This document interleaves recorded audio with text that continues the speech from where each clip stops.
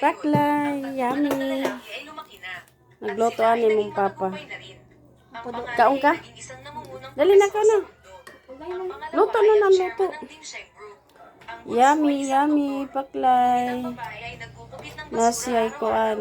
Ang dahilan kung bakit niya ginagawa ito. Kago ko nga. Dagko ko lang.